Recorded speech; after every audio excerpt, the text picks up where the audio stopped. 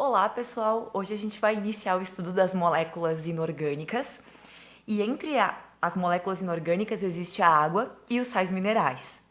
Com algumas turmas, se eu não me engano com a 103, eu já iniciei a partir de água, mas vocês vão aproveitar para rever alguns conceitos que a gente trabalhou e aprender novos conceitos relativos à água. Então, a água, a primeira informação sobre ela é que ela é uma molécula inorgânica. A água como molécula é a molécula mais abundante na matéria viva. Nos seres vivos, a maior concentração de água está dentro das células. Portanto, eu vou chamar esse meio de meio intracelular e o meio fora da célula, meio extracelular.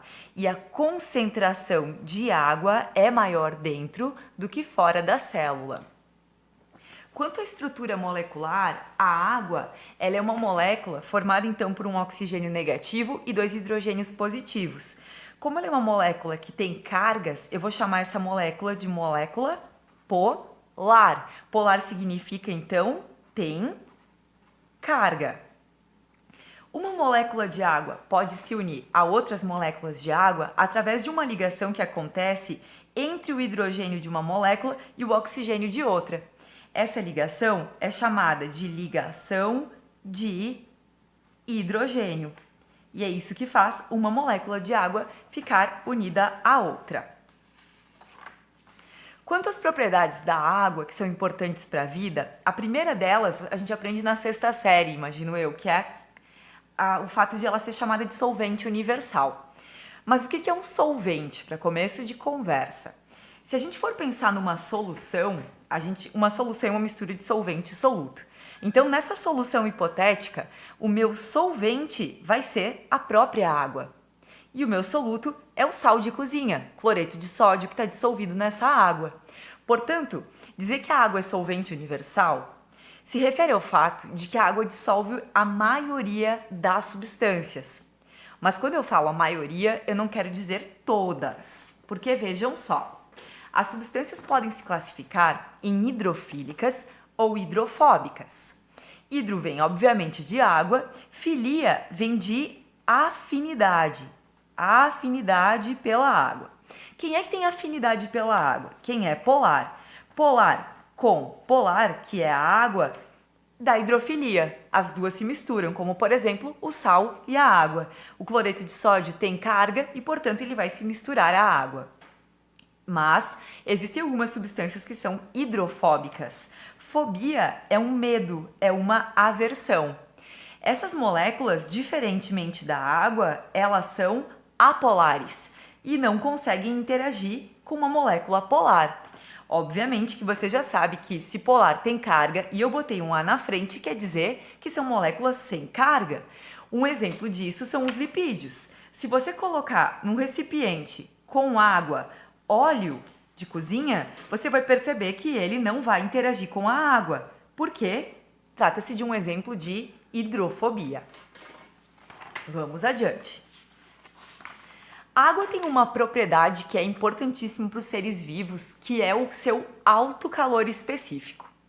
A definição de alto calor específica, ela é um pouquinho difícil de entender. O conceito dela é que é a quantidade de energia necessária para elevar uma grama de água a 1 grau Celsius. Complicadíssimo de entender isso na prática.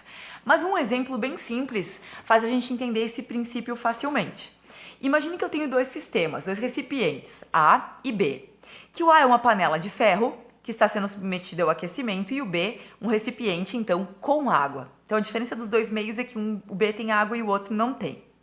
Se eu deixar esse sistema ligado por uns 5 minutos, a minha pergunta é, qual vai esquentar mais rápido? O ferro, em A, ou a panela com água, em B? Pensem um pouquinho. Se você pensou ferro, você acertou. A panela de ferro ela vai aquecer mais rápido do que o recipiente que tem água. Se eu desligar o fogo, você vai perceber também que o primeiro a resfriar vai ser o sistema A. Isso porque o ferro, diferente da água, tem baixo calor específico. Ou seja, ele ganha calor rápido, mas ele perde calor rápido também. Enquanto a água demora para ganhar calor, mas demora para perder calor também. Devido a essa propriedade, a água acaba sendo um excelente moderador de temperatura, um moderador térmico para a vida. Veja um exemplo do deserto. No deserto, a gente tem, durante o dia, temperaturas superiores, a 35 graus Celsius. Durante a noite, o deserto ele é muito frio. Ele tem temperaturas que podem baixar de 5 graus Celsius. Essa grande oscilação de temperatura num único dia, em 24 horas, é chamada de amplitude térmica. E percebam, quanto o deserto ele se caracteriza justamente por ter pouca água. Então, quanto menor a concentração de água, maior vai ser a amplitude térmica de um ecossistema. Se eu pegar um oceano, por exemplo, a diferença da temperatura da água de dia e de noite é muito pequena. Tanto que às vezes é muito prazeroso tomar um banho de mar durante a noite porque a água se mantém morna durante a noite.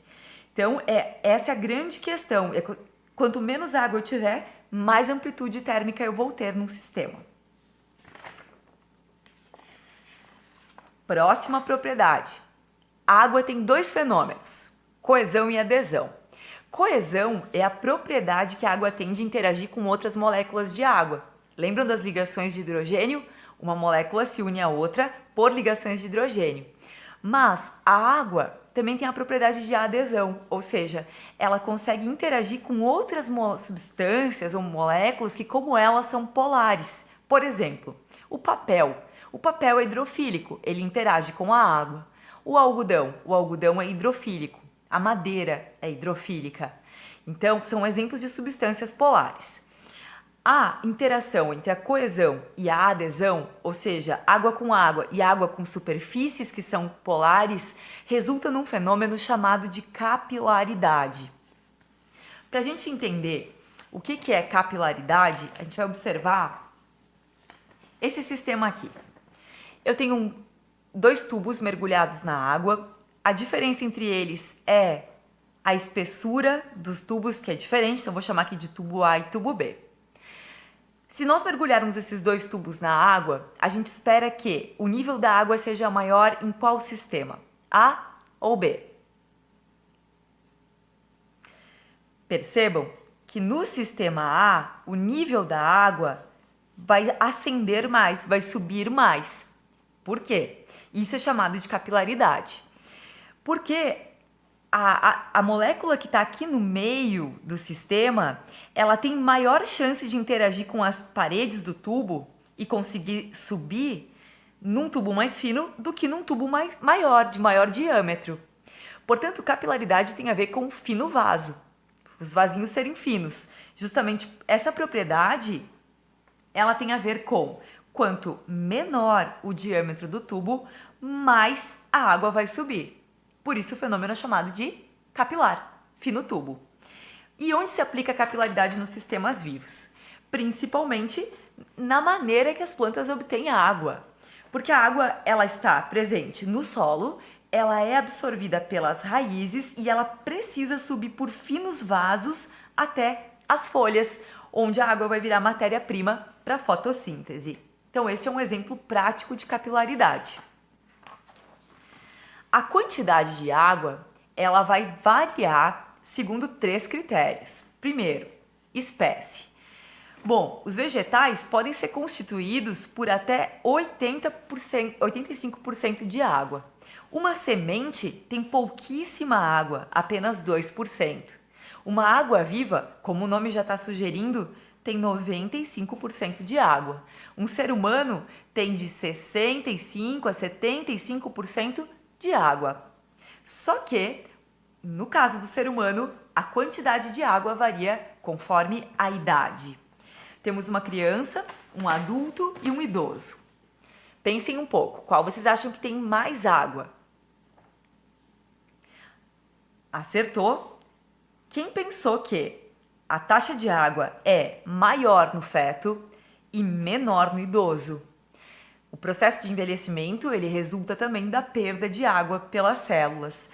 Percebam que numa questão de articulações, de flexibilidade das articulações, uma criança consegue facilmente colocar o dedo do pé na boca. enquanto um idoso tem dificuldade de amarrar os sapatos. Isso devido à falta de lubrificação das articulações, e lubrificação envolve líquido. A pele de um idoso e a pele de uma criança também são bons indicadores de que há uma perda de água que causam modificações então na estrutura da pele. A concentração de água também varia conforme a taxa metabólica da célula ou do tecido envolvido. Então eu tenho aqui tecido nervoso, representado pelo neurônio, tecido muscular e tecido ósseo.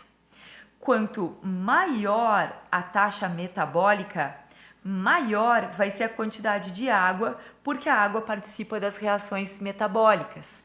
Portanto, nesse esquema, a quantidade de água vai ser maior no tecido nervoso, intermediária nos músculos e menor no tecido de baixo metabolismo, como é o caso do tecido ósseo. Nossa aula de água fica por aqui. Eu aguardo as dúvidas de vocês e até mais!